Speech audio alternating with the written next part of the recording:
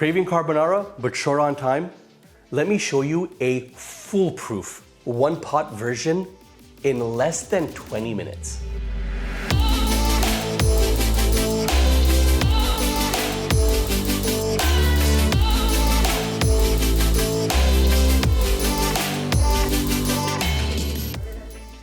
Oh yeah, you could have restaurant quality carbonara without even taking off your PJs. So, without any further ado, let's get into this.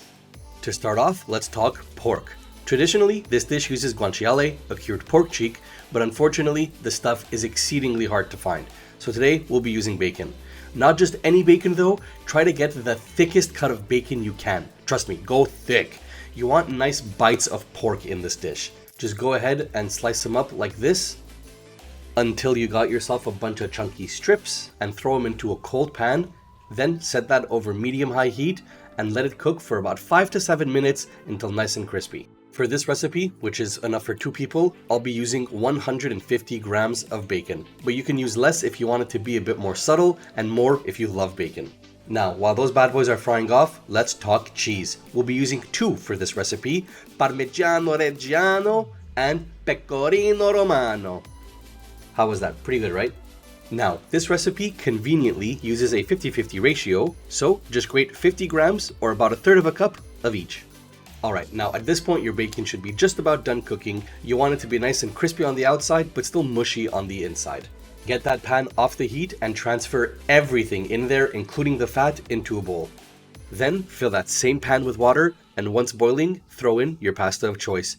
You want to cook your pasta until al dente, so just follow your package directions. Now, I decided to go with rigatoni for this, but go with whatever you like. Alright, now, while your noodles are having a nice little bubble bath, it's time to work on our sauce. All you have to do is add 1 whole egg and 2 egg yolks along with your grated cheese to that bacon and mix. Now, the reason why we're making this in a whole separate bowl, which I know some of you might be going, Danny, it's not really one pot if you're using another bowl. Don't worry, you could just throw all of these in at the end in the same pan, but doing it like this is what makes it foolproof.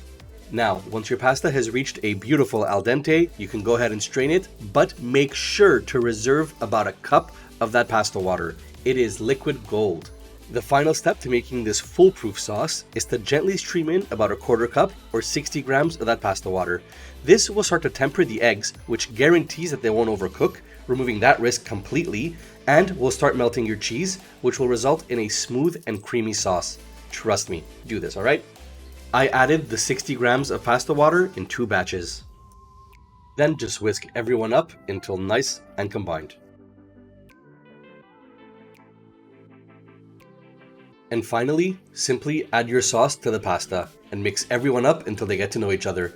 This is the time for any final adjustment. Once your mixture is tempered and combined with the pasta, feel free to add a touch more of that reserved pasta water directly into the pot to adjust the consistency to your preference. It'll start off a little grainy, but as it continues to cook over that residual heat, it'll get super smooth and delicious. I mean, just look at that. It's so beautiful I can shed a tear. And now is the time we've all been waiting for to pile on a huge mountain of this stuff onto a plate.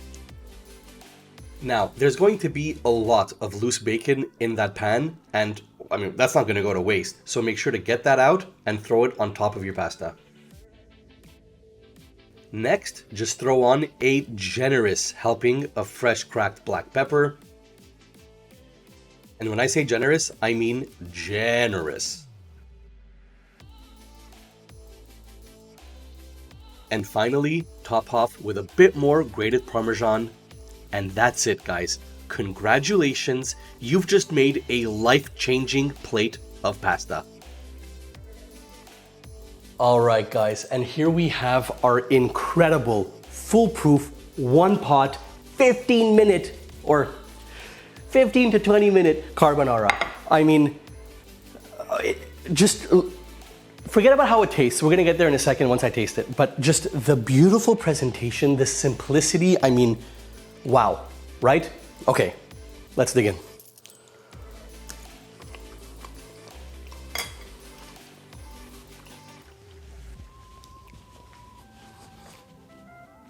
Oh, sorry about that. You ever have something that's so good that you have to just start uncontrollably dancing? No? Just me? Stop whatever it is you're doing. If you're a fan of light, creamy, cheesy, bacony pasta, whatever you're doing isn't important. It's time to make this. Right now, go, right now. You know, every once in a while I make a dish that's so good, I wish you were all here to taste it with me. This is one of those. Please, guys, go do yourself the favor and make this, all right? So as always, I'm gonna go devour this, and you guys enjoy some B-roll.